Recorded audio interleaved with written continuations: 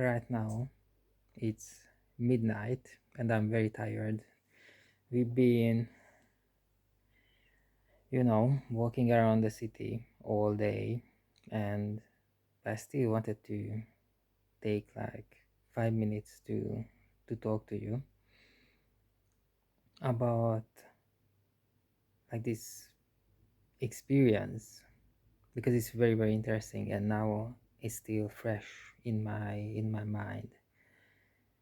So many people, they decide that they take the chance and they go abroad because they think they can build a better life, and sometimes they stay there for a year, sometimes they stay there for 5 years, sometimes they remain there forever.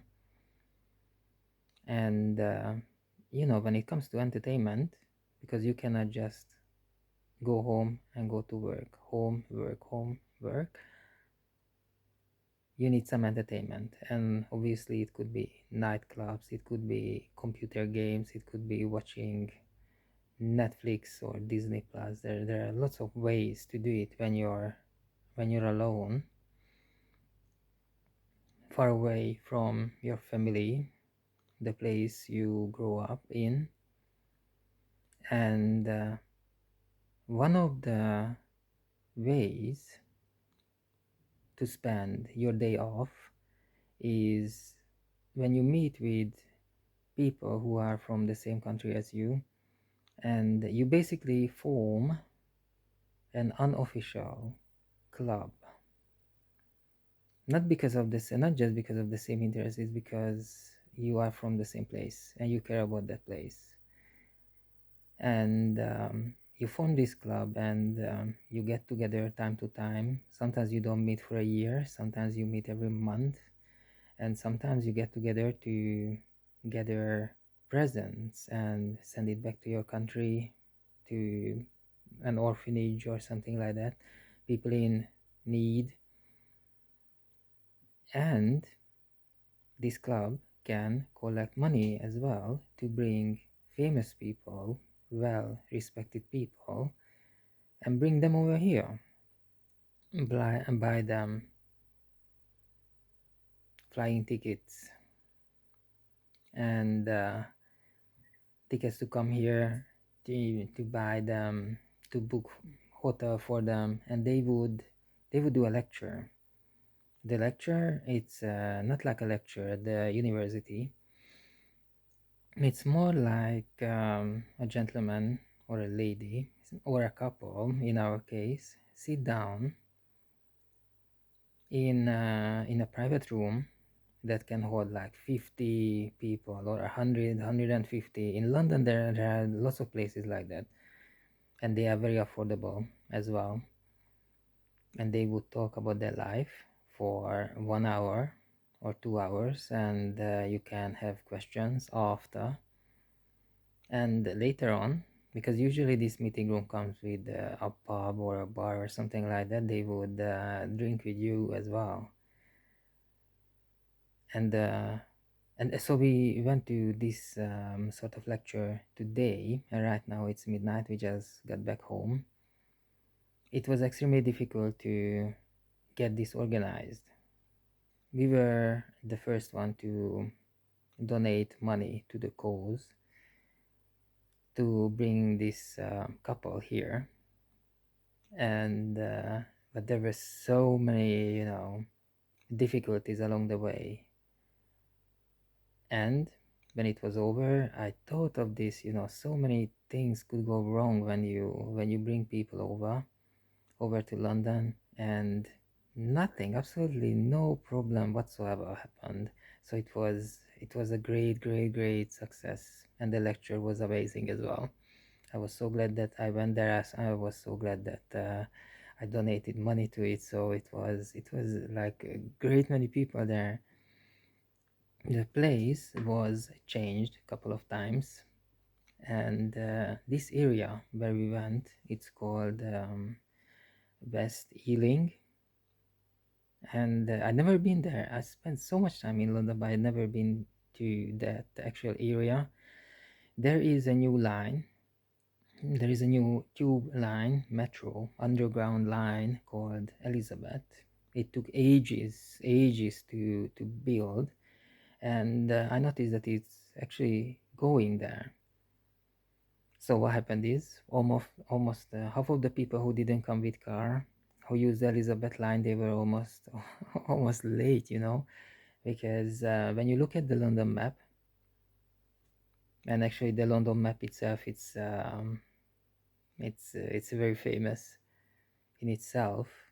But when you look at the London map and you want to go somewhere, and let's say it's on the Central line, which is the red line, or it's on the blue line, which is the Victoria line, the brown line, the Bakerloo line, whatever you need, wherever you need to go, you look it up on the map and you just follow the line basically. You you take that tube, you take that underground, and that's it. You wait for your stop and you get out and you arrive to the place where you're supposed to go. Well, it's not the case with the Elizabeth line at all.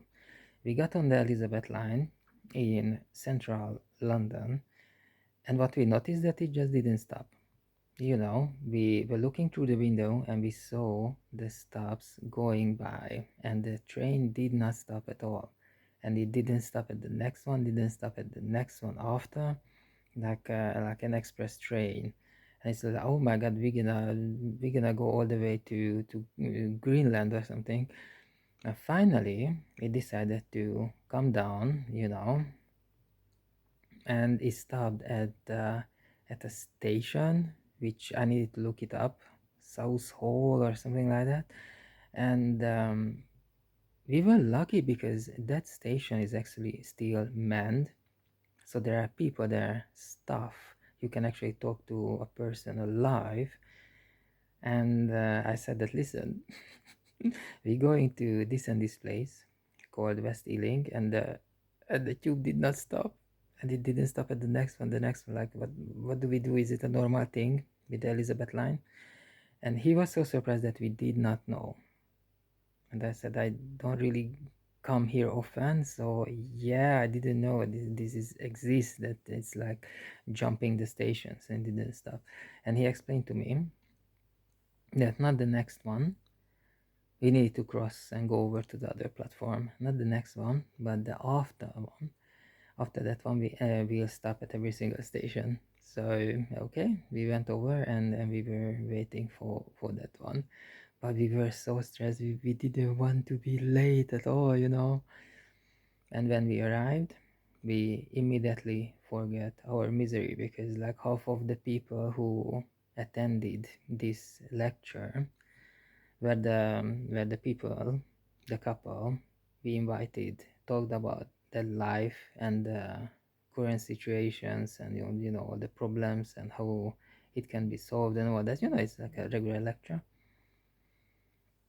It turned out that half of the people were almost got lost. There was one guy who had a car. He was going around collecting the people who were all over the place. They couldn't couldn't find this. It was in the hotel. They couldn't find this hotel, and we were so stressed when we arrived. But when we saw the actual place, oh my God, it looks like a little castle. We are here in London.